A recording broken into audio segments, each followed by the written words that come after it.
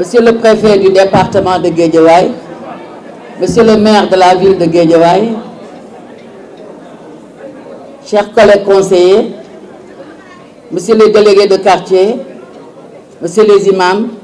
Mesdames les Badiane Gor, population de Golfe Sud, Messieurs, Mesdames, en vos rangs, grades et qualités, Mesdames et Messieurs, chers invités, nous voilà aujourd'hui réunis dans ce nouvel hôtel de police de Golfe Sud, érigé en commissariat d'arrondissement du même nom, couvrant les limites territoriales de la commune pour procéder à son inauguration. La réalisation de cette œuvre qui nous réunit cet après-midi s'inscrit en droite ligne avec la politique sécuritaire du gouvernement, soucieux de prendre en charge les préoccupations légitimes des populations en matière de sécurité. Il constitue un maillon supplémentaire dans la densification de l'environnement sécuritaire du pays. Depuis plusieurs années, la population de la commune de Golfe Sud augmente régulièrement. En effet, l'érection de ce nouveau commissariat de Golfe Sud se justifie à plus d'un titre, rapproché à l'échelle de son importance démographique. Chère population de Golfe Sud, la gestion sécuritaire, bien qu'étant une attribution régalienne de l'État, est une compétence transférée des collectivités territoriales. N'en demeure pas moins l'affaire de tous et de chacun. Si dire combien il est important de vous sentir suffisamment responsable et concerné dans la prise en charge de vos préoccupations d'ordre sécuritaire en jouant votre partition aux côtés des forces de sécurité qui sont au service exclusif de votre quiétude. C'est pourquoi, à tous les niveaux et en toutes circonstances, il est attendu des citoyens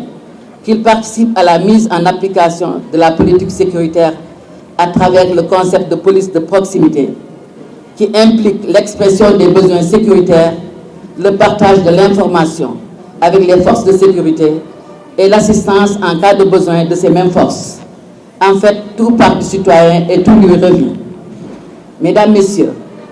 l'inauguration de ce commissariat de police, de ce commissariat de Golfe Sud, démontre à travers cette cérémonie la ferme volonté de son Excellence, Monsieur le Président de la République, de densifier le maillage sécuritaire du pays. J'invite toute la population de Golfe Sud à une collaboration franche et loyale, car encore une fois, la sécurité est l'affaire de tous et de chacun. Je vous remercie de votre aimable attention. maa ngi leen di nuyu di jiital ci nuyoo bi préfet wu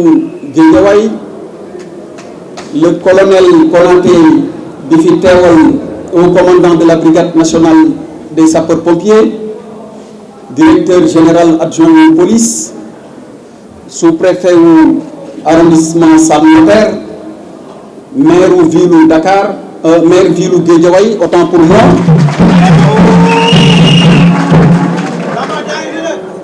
Donc maire wu ville Guédiawaye ak maire wu commune arrondissement Golfe Sud. nuyoo bi dama ci waroon a jiital ñi nga xamante ni ñoo fi teewal kilifa diine yi nekk ay kilifa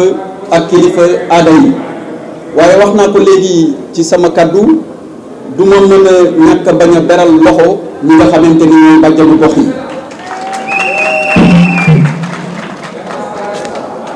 dama am mbégte bu rëy ngir ñëw ñu inauguré tey commissariat arrondissement wu Golfe Sud li nga xamante ni mooy sababu liggéey bii ñuy wéyal te mu doon santaane son excellence président de la république Macky Sall lii mébétam ak yitteem saa yu nekk mooy réew mi nekk ci jàmm jàmm nag li koy indi dafa bëri ay pàcc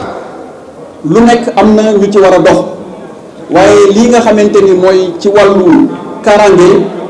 ñi ko yoon séddee mooy ñuy wooyee les forces de défense et de sécurité muy police gendarmerie ak armée fii nga xamante ni fi la ñu taxaw tey laata ñu fi nekk mu war a ubbi commissariat bi amoon na beneen commissariat boo xamante ni moo fi nekkoon muy premier commissariat arrondissement bi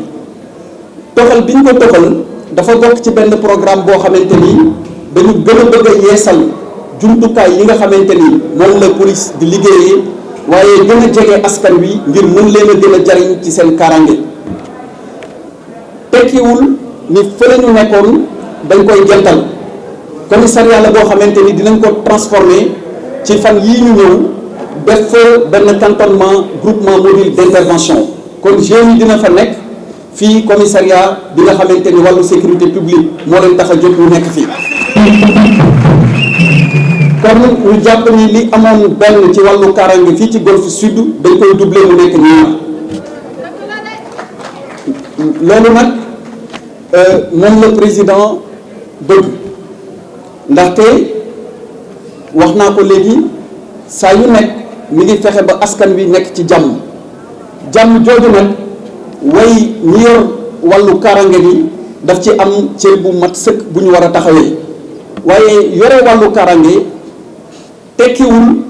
ni seen diggante ak population bi dafay am réew ñoom yéen lañ fi nekkal commissariat bi yéen yéen a ko moom